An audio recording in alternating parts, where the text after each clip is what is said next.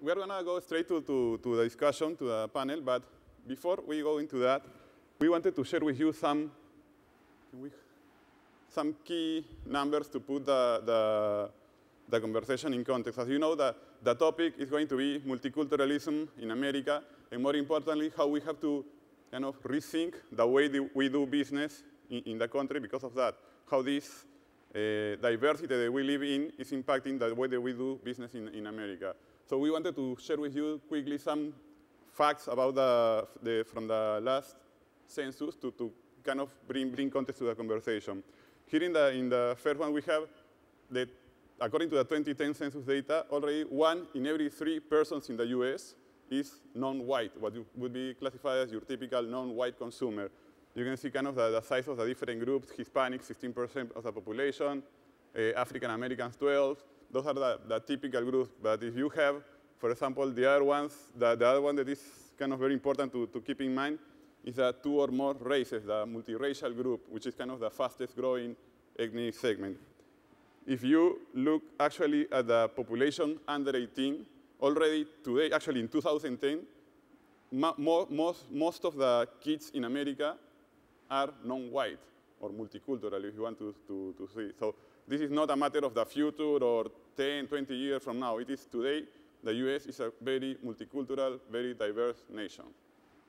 And what is very important is that this phenomenon of multiculturalism or diversity is not limited to the larger metropolitan areas anymore. As you can see here, yeah, obviously in Los Angeles, Miami, New York, for example, you have large ethnic populations. But even in places, I know, like Omaha, 21%, Minneapolis, 21% ethnic population, even Fargo, North Dakota, who would have imagined that you have 9% of ethnic population in Fargo? That's kind of crazy. Right? Kind of to put things in context, for example, in San Francisco, a trivia question for you. Who can tell me which is the largest minority group in San Francisco? Anybody know the answer to that? Asians? No. Don't worry. We set up you for failure here. Actually, the largest minority group in San Francisco is whites. Whites are already a minority in San Francisco. If you look at Los Angeles, whites are actually the second largest minority. You have Hispanics, whites, and then Asians. So this really makes you think. When you are, I don't know, if you are, many of you might be working in the West Coast, doing business in the West Coast, and you always talk about the general market. I have to target the general market, or I have to do this thing with the general market. Do you really know who your general market is in the West Coast? Not necessarily your white consumer anymore, in similar situation in other parts of the country. So very important to keep in mind. And for the skeptical, we have some projections too. This is 40-year trends from the census and Nielsen data, actually. You can see how the white, non-Hispanic segment is kind of flat and actually shrinking a little bit by the end of by 2050. And you can see the phenomenal growth of the ethnic segment, especially the Hispanic group. That is going to be more than 100 million Hispanics in the US in 2050. If you add all the ethnic segments, kind of maybe the statistics that many of you already knew is this, that by 2042, that the entire US will become a majority minority country. But the other one is much closer to us. For example, in 2025, it's projected that more than half of the families with kids in America is going to be multi-ethnic because of these multi-ethnic couples or multiracial kids. So very important to keep in mind that, yes, the projections tell you that we are going there, but it's not about the future. This is not about the future. It is about today. The US, the new mainstream here in the country, is already multicultural. So this is not about how we target this nice niche market, how we target Hispanics, how we target African Americans. It's really about how we do business in America in the future, how we do marketing in America in the future. Because the old way we used to do it, like with our general market / white segment, is not necessarily valid anymore. And for us researchers in the room, I know that many people here is in research, it's about how we incorporate culture in everything that we do. Because if we don't understand culture and the role of culture in the research that we do, we won't be able to provide relevant information to marketers that have to make the decisions moving forward. So now we are going to go into the discussion. I'm going to let Ola introduce the panelists. Sure, and before I do, just a little food for thought. When we were writing Marketing to the New Majority, took a good look at some of the models that were kind of established for thinking about multiculturalism in America. Everyone, of course, is familiar with the melting pot, the idea that you all come together and it's one kind of American soup and we're all uniform, and that's obviously not so viable in today's America, right? And then the salad bowl metaphor came along, and that idea was interesting. It was better than the melting pot, but David and I took issue with that as well, because the idea that you have these multiple parts, these ethnic segments that come together and produce a whole that's greater than the sum of its parts is nice, but there's an issue because we're missing the concept of intergroup influence with the salad bowl, right? So the tomato will always be a tomato no matter how long it lives next to the lettuce. It's not going to become more lettucey. So we, in fact, came up with another model, keeping within the food theme, that we talked to in terms of chicken soup. So why we like the chicken soup model is that it really allows for what we're experiencing and what we'll hear the panelists speak to as well, which is that we have intercultural influence. So the ingredients in the soup, the chicken, the veggies, those are all your ethnic segments that are immersed in the general market culture and really absorbing elements of that mainstream culture, as it were. And the broth is the general market, but it's seasoned over the centuries, over the generations, by the influence of each of these segments. So that's what we're preaching the gospel of in terms of the new model for multiculturalism. Without further ado, I want to go ahead and introduce our panelists for today. We have the pleasure of having really three fantastic and progressive companies represented here. We've got Mark Addix, who's the CMO of General Mills, Susan Akkad, the Senior Vice President of Corporate Marketing for Estee Lauder, and Peter McDonough, who is the CMO of Diageo. We're so happy to have you here. Welcome.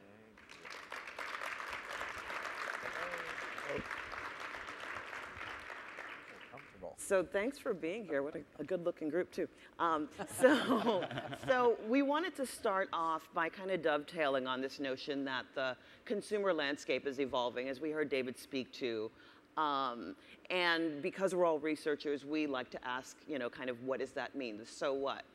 When you think about the implications of this shifting consumer landscape, what do you think is important for marketers to keep in mind, both as relates to these ethnic segments, as well as the way that we think of the general market? Any thoughts on that? You want me to start? Sure. Okay. So thank you for having us. I think for marketers, what it really means is you need to start with the entire market in mind, like you said. And I think that seems like a very simple shift, and there's a very persuasive business case for it. But I think that's a really tough shift for a lot of general marketing companies to make. But it's absolutely imperative. When you think of a company like General Mills, we market a lot to households with kids. And today in that market, however you want to stack it up, it's 40 to 50% of the marketplace. So it's absolutely mandatory that from the beginning of the conversation, that's at the front end, R&D, research, all consumer research, that those audiences are represented. And then how you think about them, I think, is also a great marketing opportunity. And I know we'll talk more about this, but I loved your analogy of the chicken soup, because that's really the way it works in the marketplace. One group can speak to the whole in a very strong and persuasive way that drives behavior. Yeah. Good morning, and I thank you for having me. I completely agree. I think that these notions of what is general and what is niche are falling away, and we risk not being modern if we don't have a new interpretation of what that is. And for us, one of the things that it's important for us to know is that the multicultural consumer is a member of the general market, and that multiculturalism is more than just the traditional multi-ethnic segments. It's a whole point of view that's shaped and different within the U.S. because of the demographics. So I think it's been a big shift, and it's been a big journey, but I think it's very critical to think of the entire market and just sort of, you know, where you apply some of the differences, but the market is in total now. It's not segmented. Right. Good morning. I'm with Diageo, and many of you may not know Diageo by its parent company, but you would know our brands like Captain Morgan and Smirnoff and Bailey's and Johnny Walker and Kettle One, brands that have been around for hundreds of years. So as we look at this opportunity, it's not so much in thinking about the current market today and understanding growth opportunities. It's more critically to think about it, what does it take as we address the various segments in the market for the longer term success? We have a responsibility to hand these brands over for another 100 years. And as you think about this changing demographic profile, it's critical to think of it in terms of how do you ensure sustained success in the future? It's by doing the work that we're doing today, not just opportunistically thinking of a growth, but more as a competitive strategy for the long run. Yeah, interesting. So, you know, as we sort of think about the themes of evolution on the consumer side, Darwin comes to mind, right? You adapt or die, right? So what have you done in your companies specifically to adapt to this sort of new reality? Are there, you know, does this mean sort of shifting a belief system or shifting the way that you approach these segments? Can you talk to the adaptation within your organizations? Sure, I'll start. I think if you go back, we started talking to these audiences in the 80s, 1980s. So if you go all the way back, but for the longest time, it was very much kind of side of the plate. There was the main plate was general market, side of the plate was multicultural or ethnic marketing. And I think where we've really focused our attention and in marketing and working with my colleague who I know spoke yesterday, Gail Fugit, we've moved really forward on bringing multicultural audiences to the center of the plate, being present at the very beginning. And the way we've done that organizationally from a marketing standpoint is we have a centralized marketing function. That's our thought leadership, where we have platforms that go across our brands like Que Rica Vida, which is a consumer platform for Hispanics, or Feeding Dreams for African American. But we have embedded within the marketing teams multicultural marketers, so that, you know, each group is starting with the full kind of consumer base as their starting point. Right, so sort of a parallel approach, the centralized as well as the embedded. Absolutely. I mean, we're very much in you know, we're always in a learning mode as a company, whether it's multicultural or digital or social. So we have centers of excellence which act as our kind of thought leader, bringing in best practices and the like. So that's really the role they play. Peter, you've done some interesting things as far as sort of shifting the way you approach these audiences. We have. I think as you think about the importance of this opportunity, it starts with the leadership at the top communicating that this is critical for long-term success, right? And embedding that in the thinking of every way that you go to market. And so what we've done is we've looked at it now as an opportunity to say, for each brand, how are you engaging the broader community that you're trying to speak to, and each of the segments within that. And we approach it with that critical lens that's not opportunistic to say, what am I doing against the African American community? What am I doing against Hispanics or Asians? It's much more broad-based to say, are you developing a communication platform that's inclusive, that you can create messaging and engagement platforms that are transcultural to allow you to engage each of them as you go forward? So it's really the initial planning stage that's so focused on developing that more holistic approach, as opposed to thinking in the old terms of, I've got a general market plan and I've got this bolt-on that's going to allow me to embrace various ethnicities in addition to that. And I think it starts with the top leadership constantly reinforcing that. And it's the way that you set up your structure, it's the way you manage your budgets, it's the way you go to market in the thinking. Yeah. I wanted to jump on something you said, because I'm curious about the budget piece, right? Yeah. Because we can theorize and philosophize about the importance of not bolting on multicultural, but in a lot of cases, the reality is that it is sort of this separate budget. Any thoughts on a different or innovative way of approaching that? Because it's a challenge that many of us face. Yeah, I guess I'll just follow up on what I mentioned earlier about the budgeting process. For us, what was critical was shifting the mentality that said, your budget is X, and it's composed of Y, which is general market, and Z, which is, call it ethnic marketing in the old world.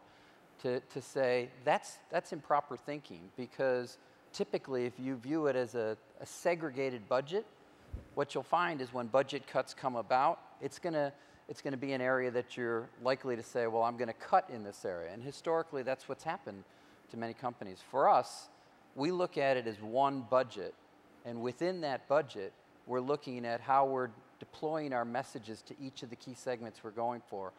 And then we add it up to create that X, as opposed to starting with it as X and segmenting it beneath that. And I think it's a really helpful way to make sure that it really is embedded within the brand management thinking, that this isn't a special initiative. This is part of the holistic plan of how you bring a brand to market. Mm. And I would agree with that. And we're a series of brands as well. For those of you who aren't familiar with all of our brands, it's a collection of 28 in prestige beauty, some of which like Clinique and MAC and Bobbi Brown, Creme de la Mer. So every brand has its own budget. There's not, say, a corporate budget or a corporate mandate, but it's the same process, which is that there's the total objective, and then you build it against the particular audiences. So since we're speaking to a lot of insights professionals, we wouldn't want to have budget X for consumer insight work in lipstick and then say, oh my God, we forgot to add Hispanics. Mm-hmm. So it has to be so holistically thought of so that you're reflecting the demographic. And then in beauty, you have sizable different engagement with different product segments. So perfect example, say the Hispanic way over index in the eye category. So we'd want to make sure in sort of our total research budget that we were properly representing that group so that when we go to market, it can really be thought of holistically. So no, we don't have a general market budget and a separate multicultural budget. We have budgets against different points of the engagement wheel and who is most likely to either engage with the brand or engage with the product along that cycle. So I think, the comment I would make from a General Mills perspective is, once we finish the planning process or in the middle of it, as we are in right now, we will look at, from my perspective, where are we spending money on TV, digital, social, and we'll look by audience types and the like. But generally speaking, it is one budget. I think the way we want to think about it is you start from an inclusive standpoint.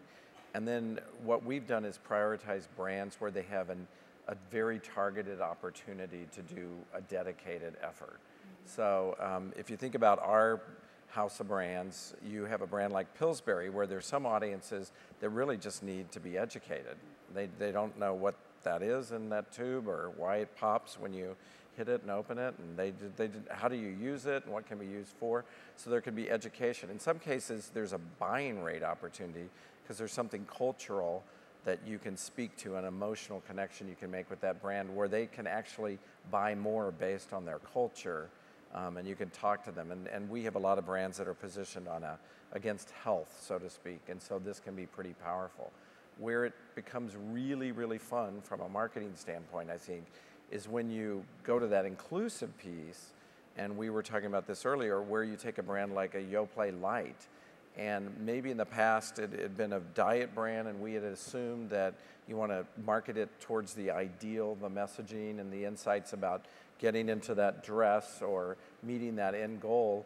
And when you went through the mind and the mindset of an African American consumer, we found a different kind of insight, which was, I want to be my unique, beautiful me. And what we found was that was really powerful with the general audience. That when that message was communicated, there were a lot of hands that went up elsewhere that said, that really speaks to me.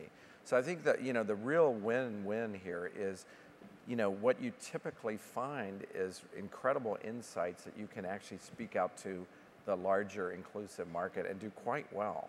And that seems to be the rule versus the exception. We're finding that the rule as well, in that there are a lot of sort of, what I would call universal beauty truths, but where you might then say target is the way that different cultures articulate those same truths. So for example, if you have a skincare concern of uneven skin tone, if you're Caucasian, you might refer to those as sunspots or age spots, but you say that to a Black American woman and she doesn't recognize that what she's calling her acne marks are the same thing. Or the Hispanic woman might call them manchas for sort of universal age, uneven, et cetera. So we can build messaging and spend against sort of that inclusive message, which our Clinique brand has done very well.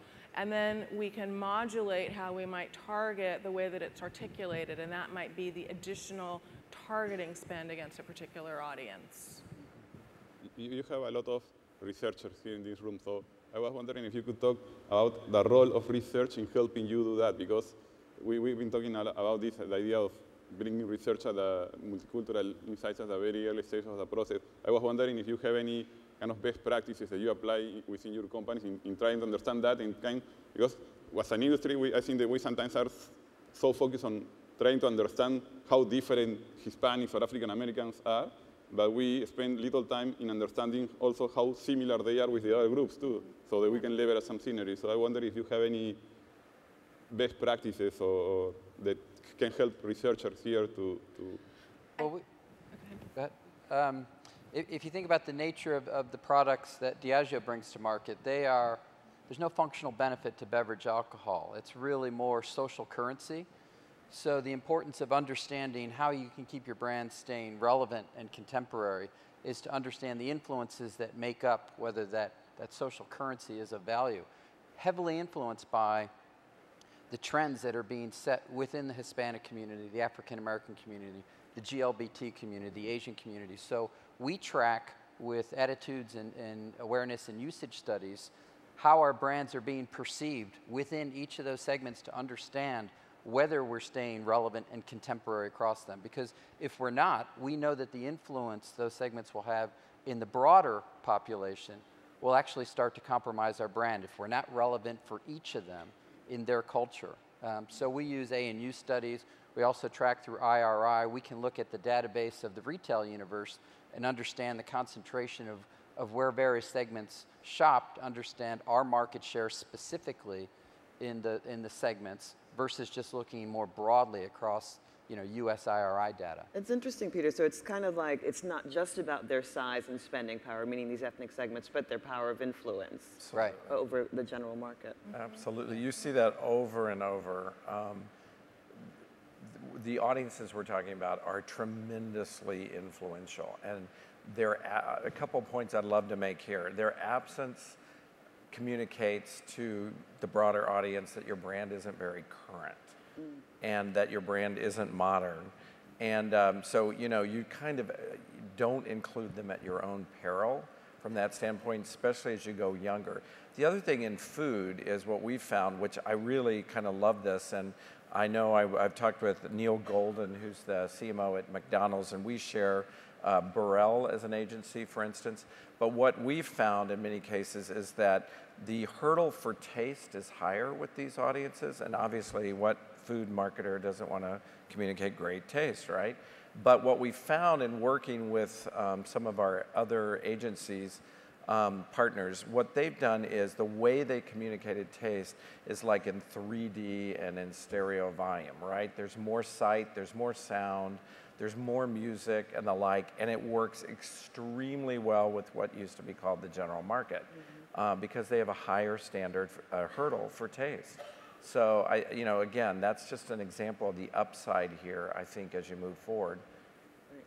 Yeah, I would completely agree. I think you were asking how did you stumble upon some of these insights, and I think we do quantitative work, but we also spend a lot of time on qualitative because, as particularly in prestige, that sort of nuance and sort of special sauce is very important. And then we also have a particular benefit versus mass or CPG companies, which is that we have our consultants and our beauty advisors and our makeup artists in the store. And we're extremely reliant upon the conversations that they're having with consumers that might spark the idea for an additional exploration. And they very often can lead us in a direction for developing, say, qualitative questionnaires where we can sort of put our finger on the pulse.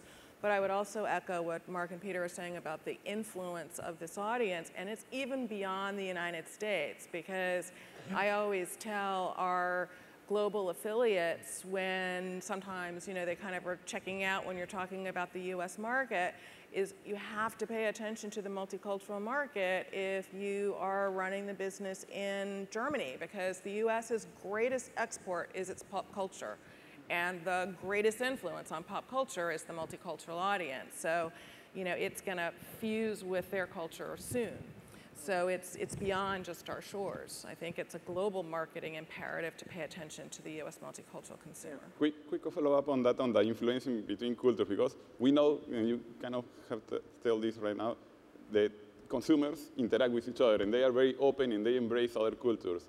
But what we see in many cases when talking to marketers is that marketers are more afraid than consumers to talk about these intercultural influences. And for example, we talked about this before, many marketers are concerned that, for example, if they do anything with any cultural nuance in advertising in their mainstream media, for example, they are afraid that they are going to alienate the white consumer. No, if I put anything black-oriented in my commercial in mainstream, the white consumer is going to go away. What would you say to those marketers? I actually think that that's really old thinking, and especially if you think about the way millennial consumers view themselves. They don't look at their profile of friend, their gathering of friends, and profile them by, you know, ethnicity. They're all their friends. So the fact that you would have messages that might be more tailored to become relevant or language specific to reach various groups, to them would not be alienating at all. And I'll use an example here in New York. Those of you who may go to Yankee Stadium would see advertising on location in both English and Spanish for Johnny Walker communicating our Keep Walking campaign. And we know from our research that we're not alienating the non-Hispanic white men with a Spanish language ad within that. And we know we've got broadcasts going out of that same Yankee game and advertising in both Spanish and in English. And we know that we're not causing any kind of tension between those segments of our consumer franchise. So I think the thought of if you do one thing for one group, you might actually alienate another, is just old school thinking. What I think is really important is that as you think about a communication platform, it has to be transcultural in engaging people, because you don't want to offend one by being insensitive to the message that you've delivered to a different group. But I think it's just the future of how we bring, you know, marketing forward in this multicultural universe. And to build on what you were saying, Peter, we've actually done research on that same topic. Do you alienate one consumer by speaking to another in a mainstream medium? And we found you have to go incredibly far on the ethnic cues for your, let's say, mainstream white consumer to feel like this message isn't for me. Consumers expect multicultural imagery and multicultural flavored messaging in, you know, today's communication space. So yeah, I would totally agree with Peter. At the end of the day, right now, the key thing is engagement, right? We've got to create interest in our brands. Nothing creates interest sometimes like difference, like a different thing. And I mean, do not underestimate how marketing smart the public is. They've seen 1 million commercials with the family around the table and exchanging knowing glances, and they eat products and all that kind of stuff. So actually the opportunity for me that I see, or that we see in multicultural, is to tell the story in a very different way, in a unique way. And that's actually a lot more interesting to people. And a lot more believable of who can tell your brand story in the best way and the most engaging. And you know, I've been at General Mills for 20 years. Gail Fugit, who I mentioned earlier, is the head of CI. She and I discovered this. We worked together on Cheerios, and we probably did the first multicultural advertising on Cheerios in the early 90s.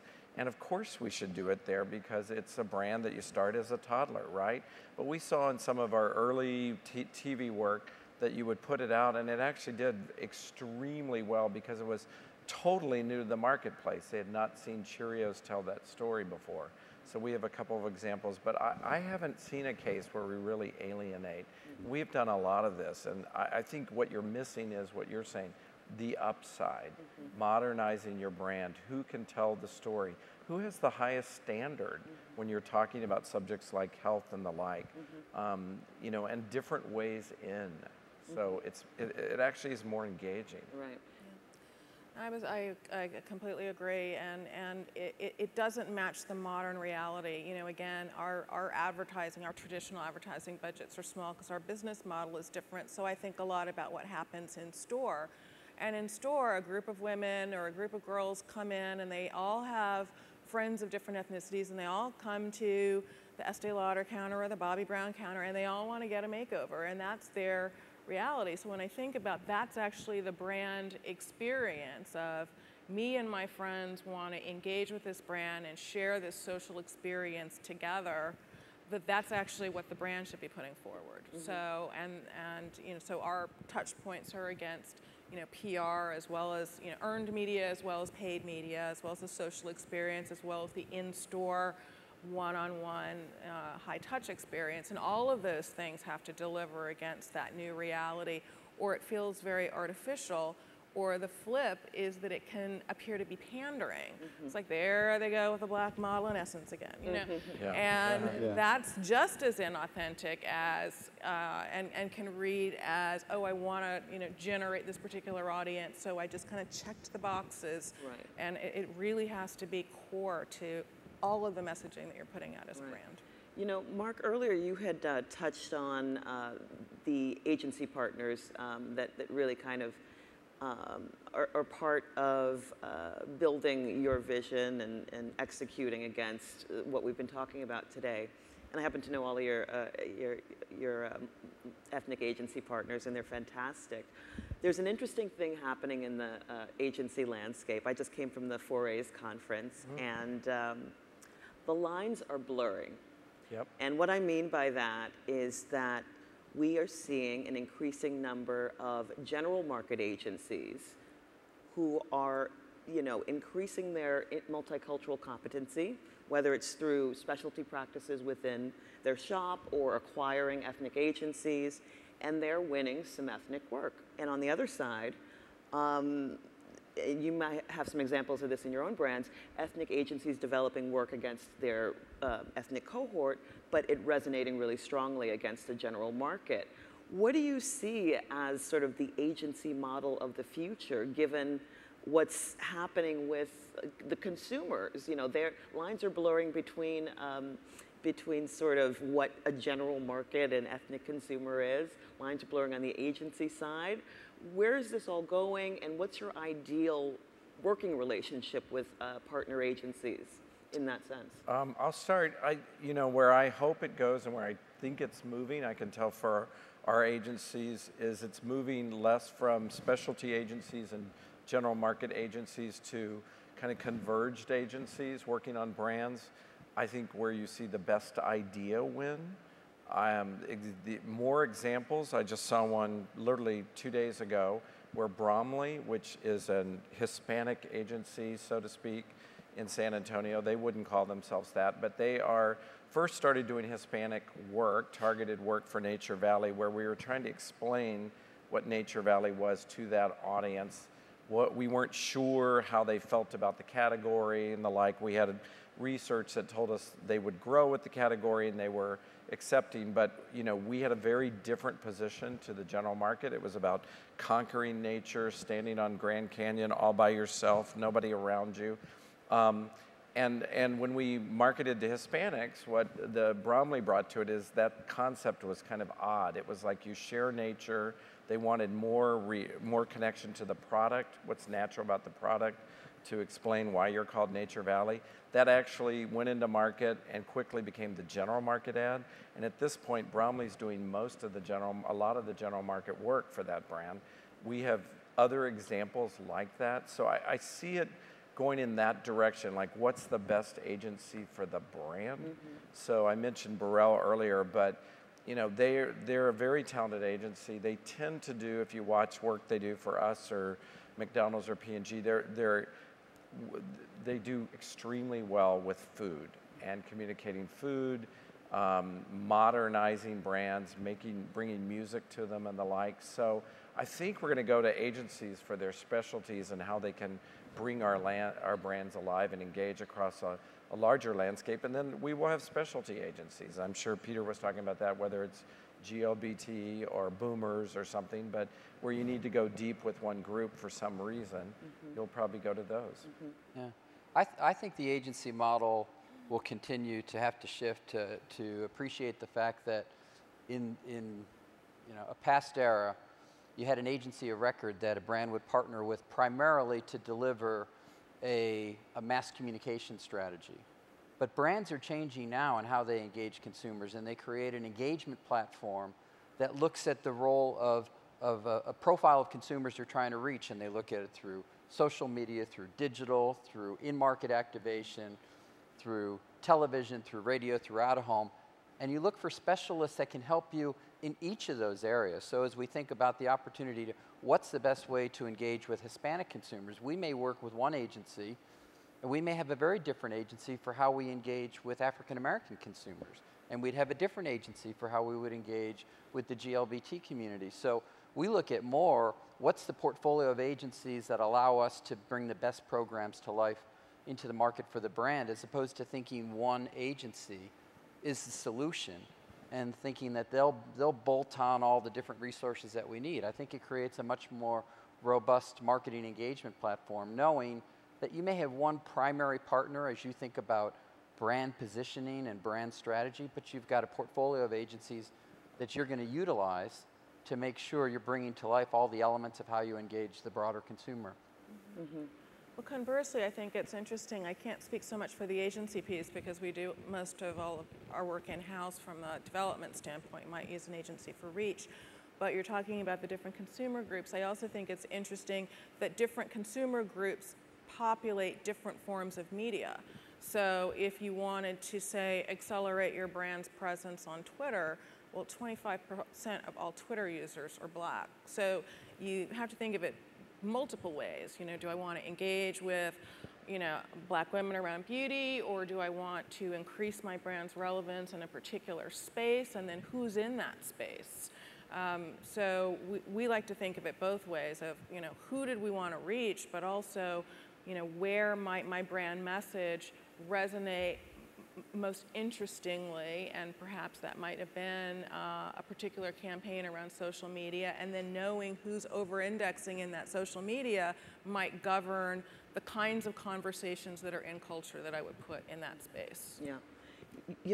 A theme that I'm hearing as I listen to the discussion is kind of the idea that this isn't about ethnic segments or, sort of parsing out insights from one group versus another group. It's really just insights in general that drive business growth. And I'm curious about where you feel the right entry point for kind of the conversation around ethnic insights comes in, because one of the things David and I found as we talked to a lot of marketers for the book was that the ethnic insights piece came far too late in the game. Yeah. So you've done the foundational research with a predominantly white consumer audience. You've developed the product against that target. You've developed marketing communications, and then you bring in your agency to adapt. And if there's some insights that come out of assessing that among your audiences, great. What's your take on where that piece of the insights conversation should happen? Yeah, I'll start. First of all, I'm going to correct myself. I just had this major Casanova is the agency that's doing Nature Valley. Bromley does a lot of our Yoplait, Honey Nut Cheerios. Same story where they're doing increasingly work that's going general market. So all of a sudden I was like, oh my God. So I stand to be corrected.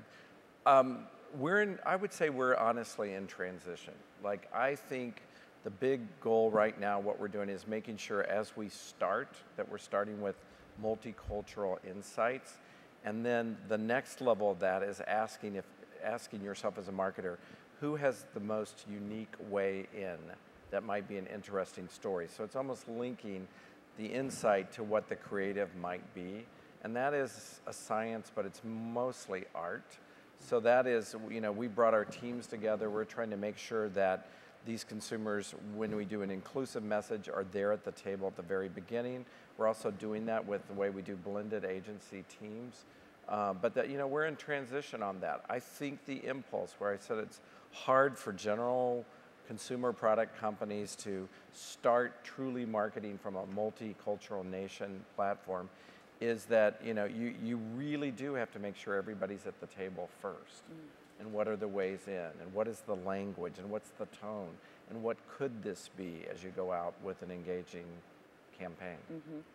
Well, in our category, it also, I think there's the value of having cultural insights, but then we also have to deal with what color people are, and sometimes that's like a really uncomfortable conversation because your foundation shade matching has nothing to do with what your culture is. It has to do with what color your skin is and what your undertones are. So when we're doing research, we have to understand not only the cultural sort of very embedded, almost sort of anthropological role of beauty and culture, it's passed from mother to daughter, but then also what do people actually look like, and so we also have to be mindful that, say, if we want to have a population of Hispanic women, well, Hispanics aren't a race, so we need to be able to cover the spectrum. So it's really changed. It's really in an evolution, not only in going first, but also thinking through, well, how do we make sure that we have a representative sample of all of the different colors of Hispanic women within this study, because her experience and attitudes might be different. I think a great example of having those cultural insights right up front in terms of your brand strategy comes from a brand we have called Ciroc. And Ciroc, if you're not familiar with it, is a vodka. And we learned from our work in looking at the behaviors and the attitudes of African American consumers that they really enjoyed the flavor profile of coconut, and they over-indexed in their drinking of rums, coconut-flavored rums. And we took the disruptive thinking of saying we could bring that coconut flavor profile into the vodka segment where it doesn't exist today, and we'll shape our innovation strategy using that. And we introduced a coconut-flavored vodka, which took the market by storm, the broader population market by storm about 18 months ago. And that came from an insight based upon how African-American consumers viewed beverage alcohol and a flavor profile that was in a different segment of beverage alcohol that allowed us to create a huge opportunity for the brand growth. And it really unlocked Ciroc's brand growth in a very big way. Well, one quick follow-up on this idea of bringing everybody to the table, and especially thinking about your own teams in kind of how you bring all your, especially your general marketers to the table, to the conversation. How in the conversation that we have had with several clients as we were writing the book, one thing that we found is that when you have the commitment of the top of the organization, you guys, things tend to work much better because you kind of bring to everybody the message here. But I was curious, how do you do to inspire especially your general market teams to make sure that they own this as part of their business, what they do? Because what you typically see is they get the numbers, they get the importance of multicultural segments, they like it very much, but when it comes to implementation, they turn around and they call Jose, Keisha, or Jean to take care of the multicultural strategy. And that's not necessarily what should happen, is that everybody should be kind of multicultural in this. So is it, I don't know, accountability, you make them accountable, training, how do you inspire your general market teams, if you want? I'd say the best way to do it, well, a number of thoughts come to mind. One is a big crucial step for us, probably about 5 or 6 years ago, was kind of starting with the business objective. I think this is what Peter talked about, but literally from our chairman on down, he will speak at analyst conferences about the importance of leading in multicultural marketing. The idea that we started from a big, hairy goal, which we basically said there's The biggest growth platform for us is having the same brand share with multicultural consumers that we have with white consumers, basically. And that is over $1 billion in opportunity. And when you stop there, you say, can anyone think of another opportunity? Right. And no one could. Right. And so the power of having that from the top, I mean, we all take our cues from the leadership. So I think that was a really powerful step. Then the rest of it is, you know, part of the way we're set up, having a central group that kind of pushes the brands, holds their hand, guides them, brings in a lot of external stories where we show where other people in similar categories, dynamics are growing. That's always terrifically powerful. We do immersion trips, so we take groups and we immerse them into markets and into cultures so that they can see that. So a number of things that are intrinsic, from training to best practice examples to kind of leadership from the top. Mm-hmm. Yeah, I think we also have quite great leadership from the top. I mean, I've been at my company for 13 years, but in this role for 4, but the person who created my job was William Lauder, who is our chairman. And so there's a huge belief from both the Lauder family as well as our CEO. So I think that message, you know, comes from the top, and you know, our brands are held accountable. But there's nothing like a business case, you know. And if you're in the U.S. prestige beauty market, you know, which is, you know, the U.S. in general is not necessarily the kind of growth that, say, we might be getting from emerging markets in the BRICS, but you know, where is the granular growth opportunity? Well, you know, the U.S. Hispanic consumer might as well be part of the BRIC, except she's not emerging. You know, she's within the U.S. So we look at the business case just in terms of demographics, but then for us, the consumption, the way over consumption of beauty by the multicultural population would just blow your socks off. So that kind of business case is highly motivating, and I would agree, best practice sharing, but we also share best practices from all over the globe. And I think that people get very excited where they can draw the connections between some of the aspirations of a woman in one part of the world with the aspirations in another, and that also helps to synergize some of the different variants of our marketing plans. Mm-hmm. I think it's actually an interesting question, David, and I would reinforce what Mark and Susan have said, and that is, how do we inspire people to embrace this new reality of the market? To me, the numbers are just so darn compelling. Yeah. That you go, I don't need to inspire you. You'd have to be the village idiot to ignore this, right? You've got to get on board here and understand that this is critical to our long-term success and critical to trying to establish market leadership for any brand that's in the market. Wonderful. You know, just to wrap up, I want to say that one thing that all of these panelists have in common is that they really believe in the power of consumer insights. In terms of being guideposts to how you approach this space. And we're thrilled to, at Firefly, Millward Brown, and at Millward Brown to be research partners on several of your brand initiatives. So I want to extend a huge thanks to our panelists and, of course, to our audience. Before we say goodbye, I also want to let you know that David and I will be outside in the lobby, and we'll have a table with books with copies of Marketing to the New Majority. So if anyone's interested, please see us out there. Thank you so much again to the 3 of you. Pleasure. Pleasure joining you.